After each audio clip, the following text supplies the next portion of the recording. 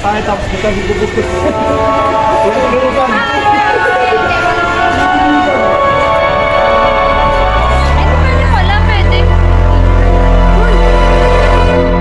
Sure, it's a common ocean that you walk. Gagana tayo ngayon. But I I'm here with my baby boy.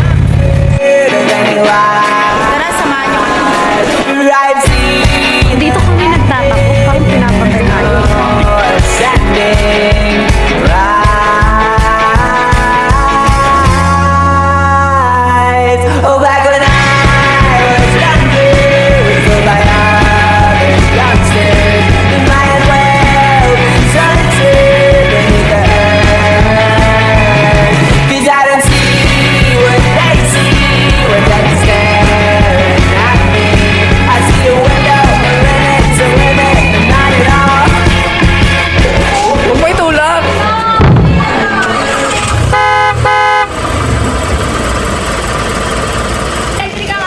Let's go! What's up YouTube? Nandito tayo sa ZZT ngayon. Magbablog tayo para sa aming historical places para sa aming history. Let's go! Ulitin natin. Historical places ba ang hanap niyo? Huwag na tayo lumayo. Tara, sa CCT.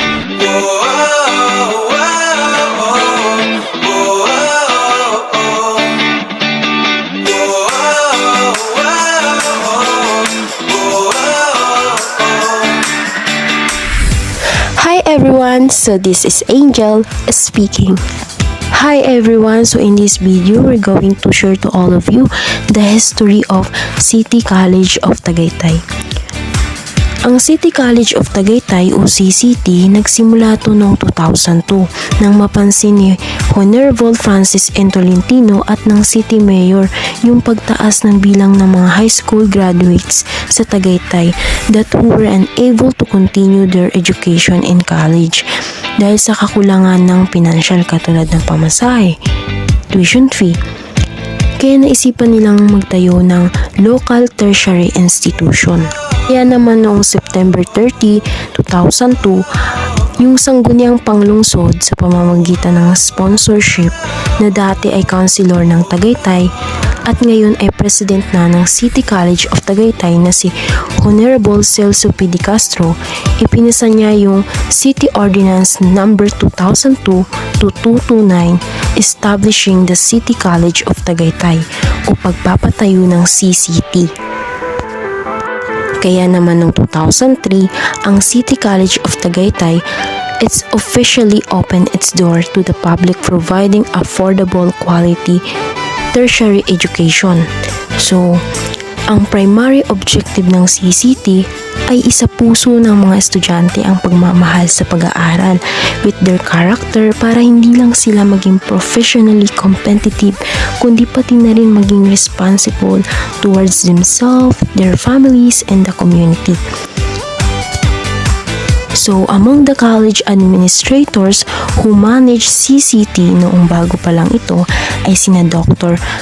Josefina Roque, Dr. Felipe Balinggit at Dr. Aurora Malabanan. Hi guys, I'm Carl. Noong 2009, ang City College of Tagaytay ay inilipat sa bago nitong tahanan sa Eagle Road near at the City Hall. Naging posible ang lahat ng ito sa tulong at suporta ng dating Mayor Honorable Abraham alias Bambol Tolentino. Being also the chairman of the Board of Trustees of the college, hindi pa rin sila nakontento. So they grind more and made history by providing free college education sa pamamagitan ng sangguniang panglungsod number 2010-017 known as the City College of Tagaytay Free College Education Ordinance. At noong 2010, ang bagong college administrator Mr. Edgardo T. Castillo was appointed by then City Mayor and Chairman of the Board of Trustees, Honorable Abraham N. Tolentino. City College of Tagaytay may have humble beginnings, but the commitment na magbigay ng kalidad na pag-aaral ay mananatili at tatatak sa lahat. At sa kasulukuyang college president, Mr. Edgardo T. Castillo focuses on holistic development of the students, include active involvement in fields of academic, culture and arts, and sports.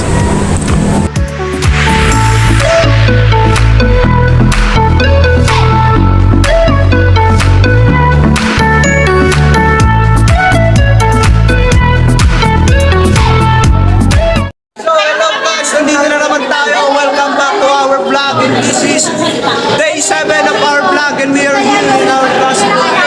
Now, Hello guys, so pauwi na kami ngayon pero lilibutin muna namin ngayon yung City College of Tagaytay. So, tara, samahan nyo kami.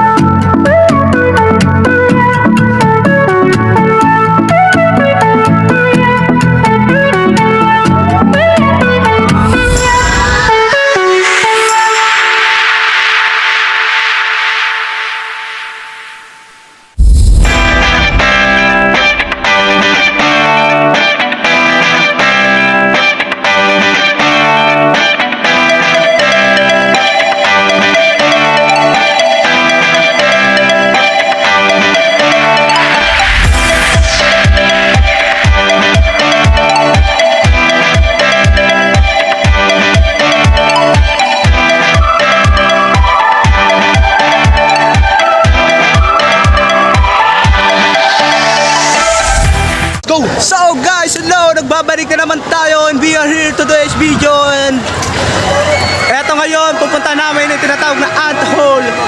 Saan nga ba yun? Tara!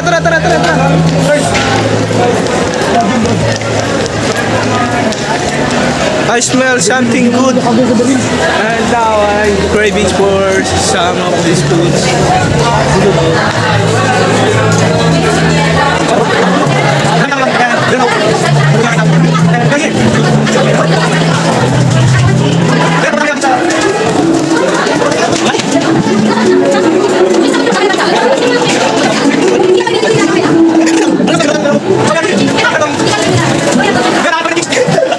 Pupunta kami niya sa gym.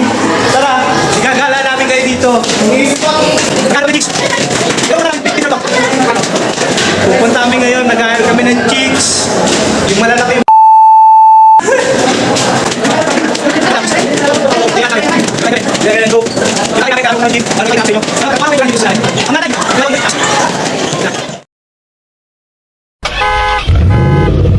Hi guys! So nandito tayo ngayon sa Dasma upang puntahan ang isa sa mga historical structure na sikat sa Dasmariñas, Cavite. So ano pang inaantay natin? Tara na! Bayan kasi no? Kaya may ganyan. ay, kita nyo na yun. Yun. Mahal pa yun ba yun? Saan? Ayun o. So, we're here. Saan? Sa may simbahan. We're in my back. You can see a church that is very, very big. Yan ba? Ah, saan? And very, very tall. Kasi ano, ulitin doon natin mo. Oo, pero yung hindi kita yung simbahan. Bababa pa rin naman natin. May diretsuhan na ba patagay tayo dito? Oh. Ay, wala. Ay, oh. Hindi diretso na ako. Wala ata. Ano ba talaga, Berto? Ano ba? Wala. Hanggang ano lang, Robinson. Tapos doon ano lang sa Makati. Karasya pa din naman sa Robinson. Kasi walang nadaan bus dito eh. Puro dito.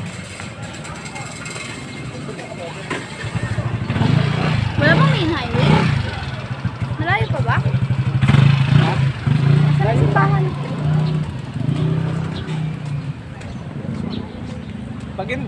Paglawag pa sa tayo, si hindi ko na alam yan, naliligaw na tayo. Oh, Berto. Tara, puntahan na. Hampasin kita ng ano. Kami lang.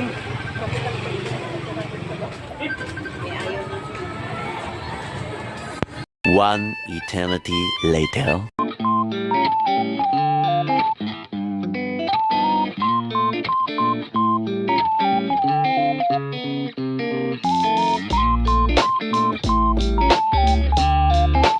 So hi guys, nandito tayo ngayon sa Immaculate Conception Parish Church. Nakikita niyo naman sa tabi niya is may academy ng Immaculate Conception. Tapos, gilid niya is may monument din. So pupunta natin mamaya. Pero before that, isapasok mo tayo sa Samantha yung picture. Switch. So, ngayon lilibutin natin to. So, tara samahan natin. So, ayan, makikita nyo sa likod ko is may statwa. Ano siya? Para siya sa mga memory ng mga bata or baby na hindi na sininong or nakita yung mundo. So, tara, puntahan pa natin yung ibang parts na.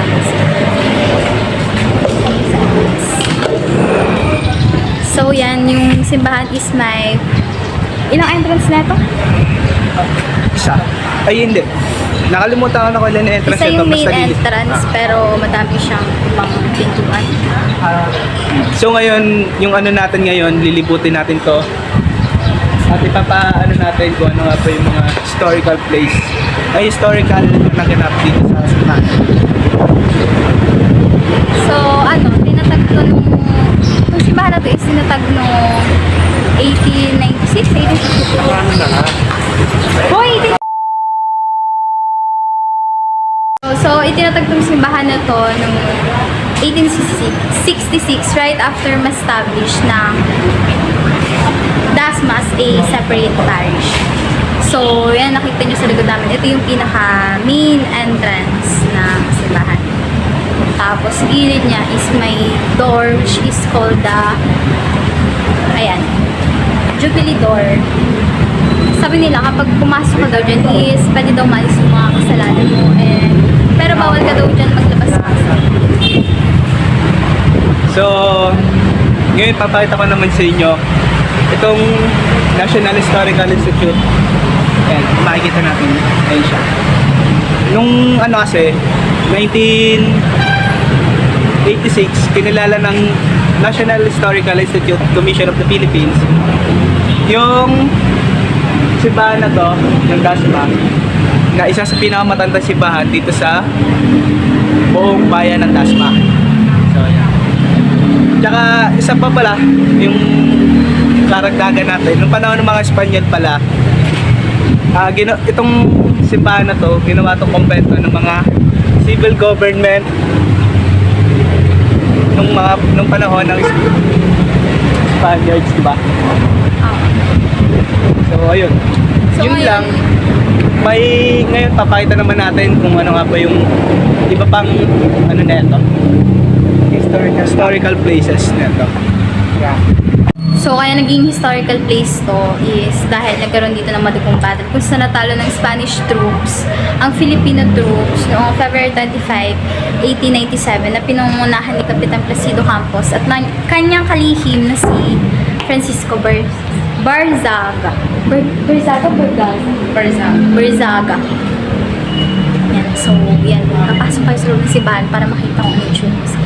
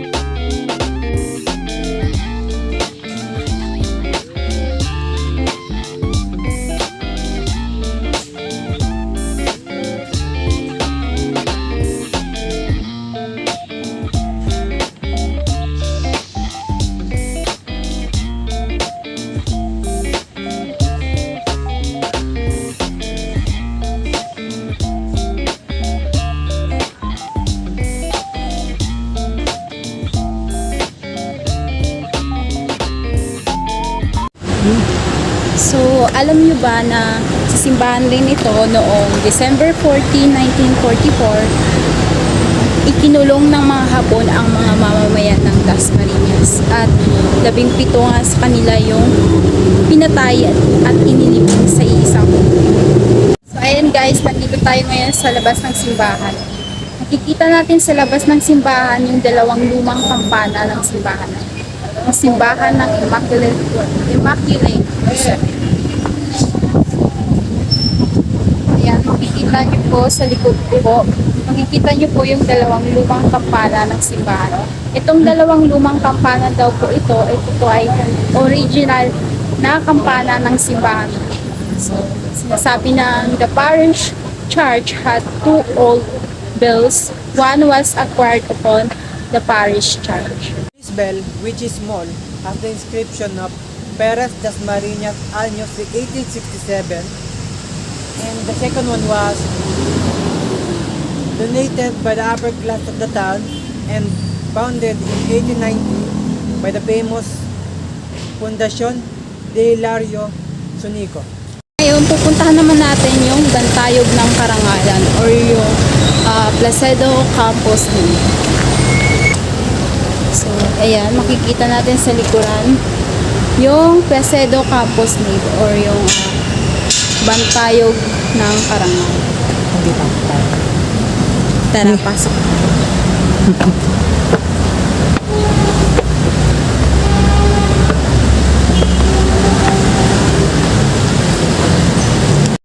So, ayan guys, ang kita nyo nga po yung revolto ni Placedo Campos A. Nave na pinanganak siya noong October 5, 1867 at namatay nga po siya noong December 23, 1938.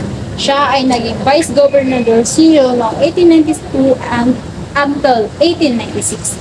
Then, ngayon makikita naman natin guys yung mga listahan ng Bantayog ng Karangalan. Ito yung mga listahan na nagbuwis ng buhay laban sa Espanya noong 1896 until 1898. At laban sa Estados Unidos noong 1899 until 1998. Ngayon, makikita naman natin yung listahan ng nagbuwis ng buhay ng digmaan, pandaigdig, unang digmaan ng pandaigdig, at pangalawang digmaan ng pandaigdig. At dito matatagpuan ang revolto ni Placido Campos Inabe sa harapan ng Immaculate Conception Academy.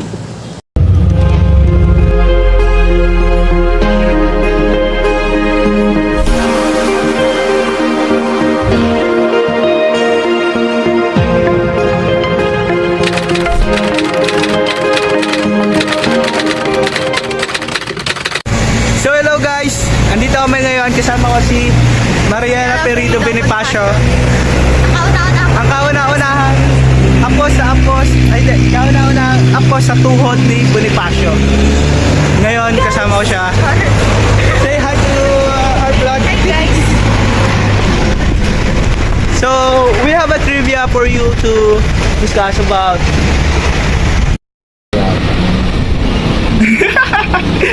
So, fun fact about sa Bonifacio Shrine. So, alam nyo ba na ang lolo ni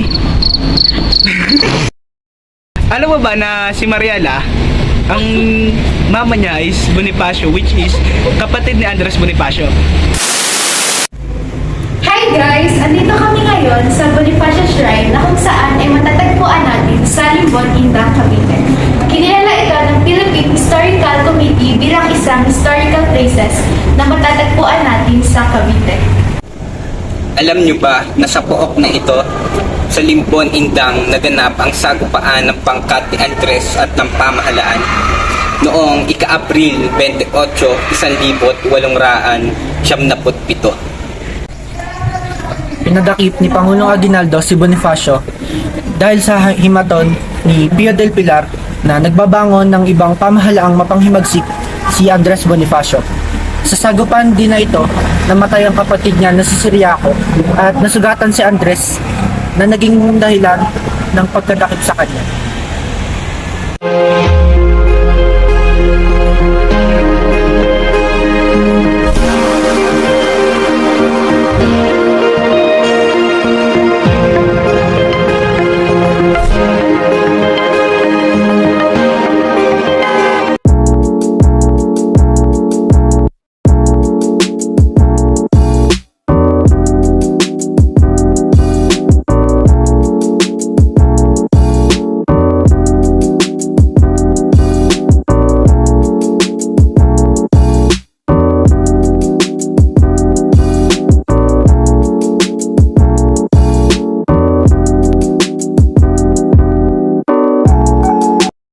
So, next stop natin ngayon is Silang, Cavite. We're here at Nuestra Señora de Candelaria in Silang, Cavite.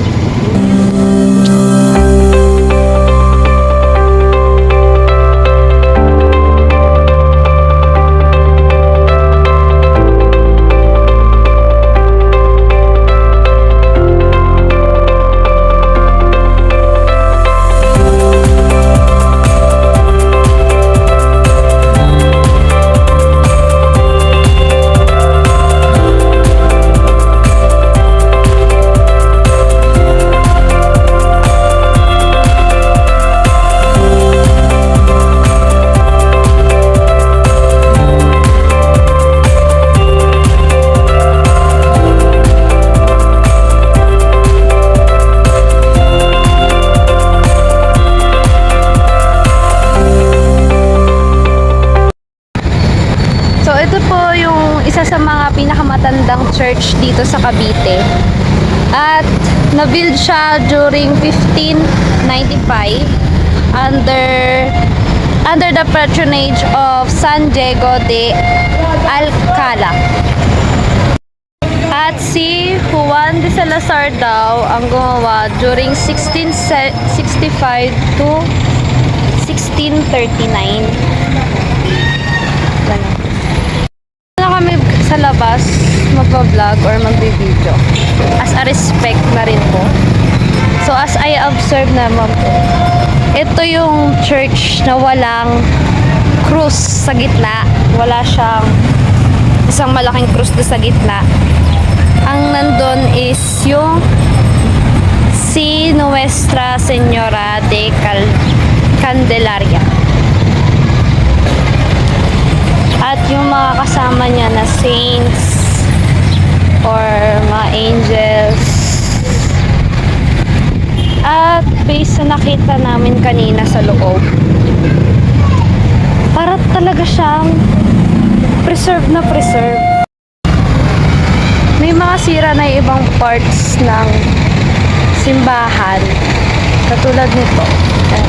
Pero tinatry talaga nila or ginagawa nila ng paraan para ma-preserve pa nila yung simbahan. Since 400 years old na siya. More than 400 years old na yung simbahan.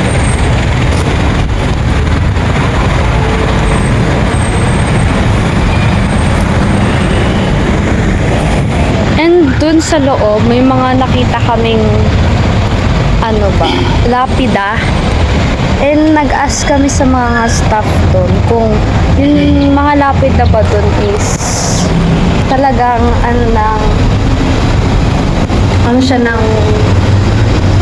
talagang libingan. And sabi sa amin, yung iba daw doon na nakalapida is doon talaga nilibing. And yung iba naman is for pagkakakilanlan or respect sa mga tao na tumulong or mga tumulong dito sa paggawa ng simbahan or mga naglingkod dito sa simbahan. Doon na sila nilagay na pagpapaalala. And based sa aming research, yung pagkakabuo ng simbahan na to is talagang detailed and parang planado kasi yung mismong altar ng Señora de Candelaria is nakaharap sa north, tapos yung kanyang main entrance is nakaharap sa south. So yun yung titingnan natin kung totoo ba. May compass ako dito. Tikita. Wait, titingnan natin kung totoo ba na yung yung entrance is nakaharap sa south, tapos yung altar is nasa north.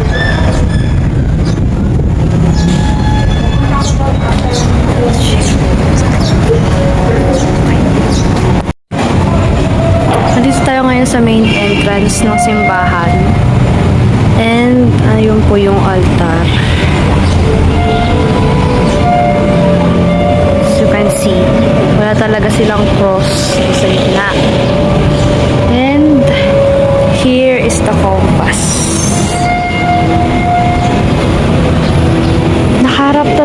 sa north. And yung kanyang ang entrance ng kanyang simbahan is sa south. And yung kanyang bell tower ay sa east. Bell tower ay sa east. Tatry natin ngayon pumasok sa bell tower. So, yun. I'm here with my baby boy. Kasama ko ngayon siya ngayon kasi nandito tayo sa Nuestra Señora de Candelaria sa Silang Cavite. Okay. Tara pre, pasok. Let's go. Sheesh. Tara pre, luwanag dito. Ito yung oldest church sa Silang. Almost 300. Almost 300 years na siya, guys. 300. Di namin alam yung specific pero almost 300 kasi 1600s pa siya tinayo. So, isa siya sa mga natirang simbahan dito sa Cavite. Cavite ba? Silang yata. Cavite pre. Silang Cavite. So, isa siya sa natira dito nung Spanish colonial period. Try natin kung makapasok tayo sa bell tower. Let's go. Umakit ng bell tower. Umakit ka po sa taas. Bibigyan lang po. Akit kayo? So, yun. Thank you po. Hindi tayo makapasok sa bell tower, guys. Bawal daw. Yun lang. Ano pa ba? So, ito. San Lorenzo Ruiz. Ang unang santo na Pilipino. So, yun lang. Yun, guys. Eagles, may patay. Feeling ko makikipaglibing pa kami. Makikipaglibing ba tayo? Respeto naman sa patay, kawawa naman eh. Gagi, may iyak kayo dyan. May iyak ka dyan sa sa misa.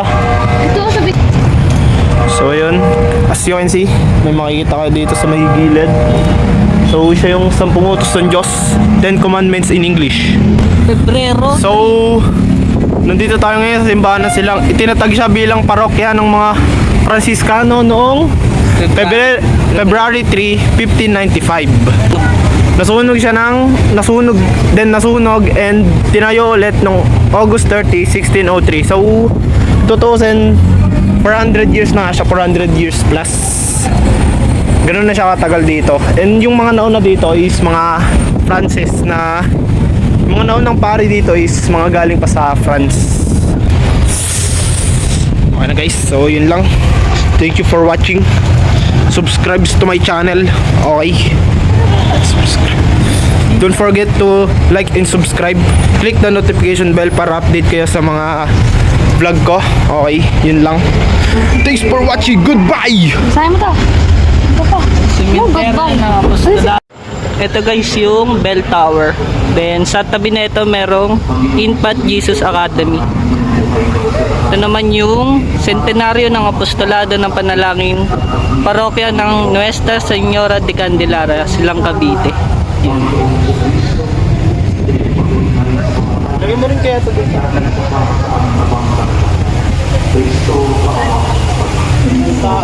Lagyan mo rin. Samahan nyo kami magtirik ng kandila. Subscribe to my channel.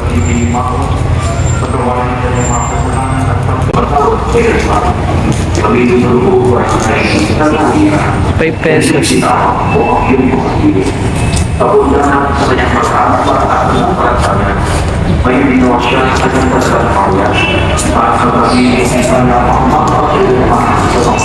Tirik tayo guys kandila.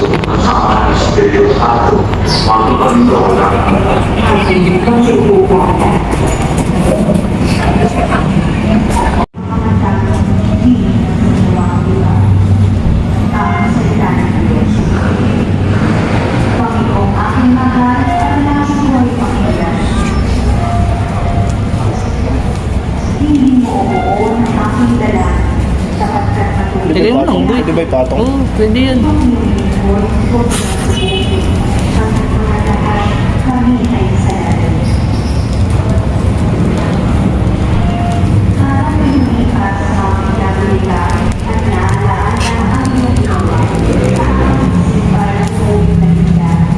Yan.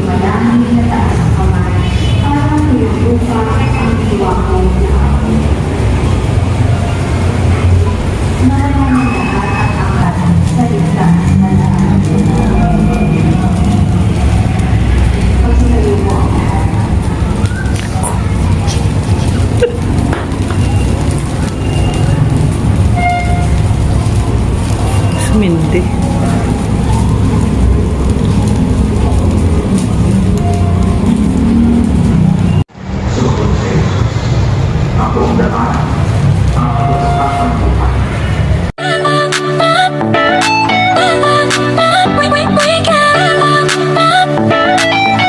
It's so nice. Feels like the world is perfect. Like it's never gonna end. Come on, baby, let's ride. It's so nice to get the weekend. Baby, you complete sunshine. Building castle in the sun. You give me a butterflies. It's so nice to get the weekend. It's so nice to get the weekend. All I care from moments spent with you. I'll make the sounds so beautiful. Take my hand, take my life, take my life. Lost in your eyes, my dream come true. All I care from moments spent with you. I'll make the sounds so beautiful. Take my hand, take my life, take my life. Heaven is a place I love with you, with you.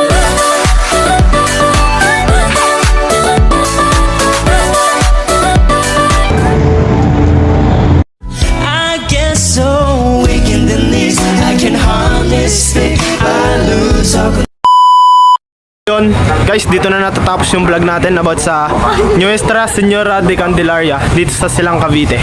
Kita-kita na lang tayo sa next stop. Bye-bye!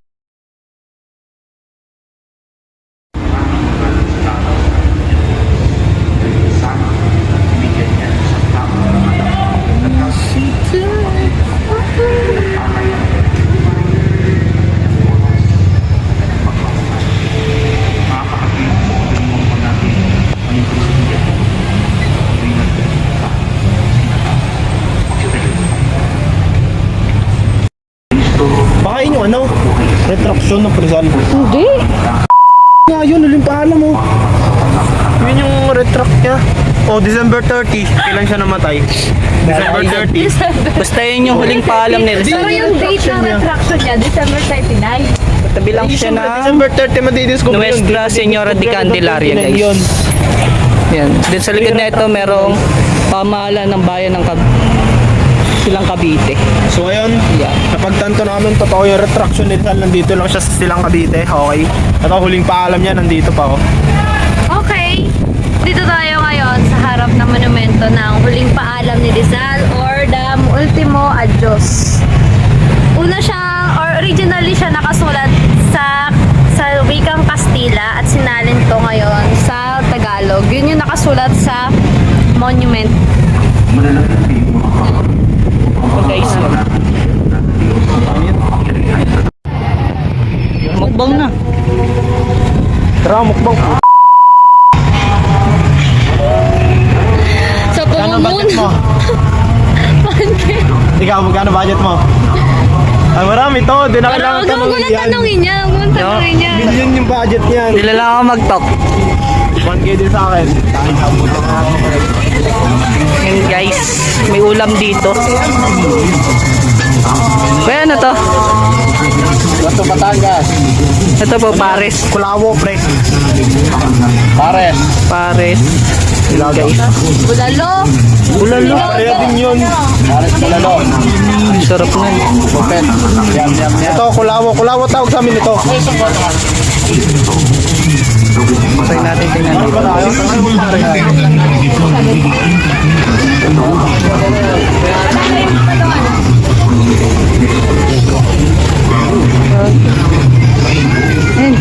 Paborito mo? Chicken.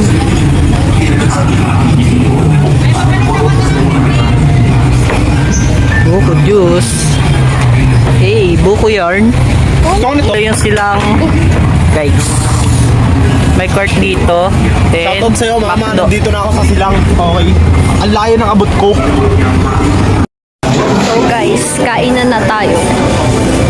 Ang role ko dito is tagahanap ng upuan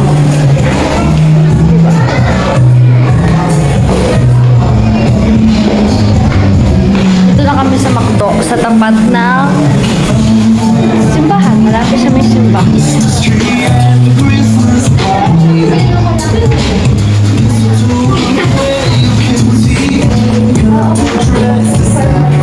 Nakita na ako upuan.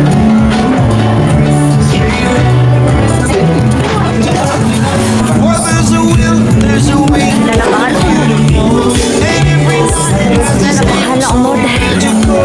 And if there's love in this life, there's no obstacle that can't be defeated. For every tyrant to tear for the vulnerable, in every loss, so the bones of a miracle.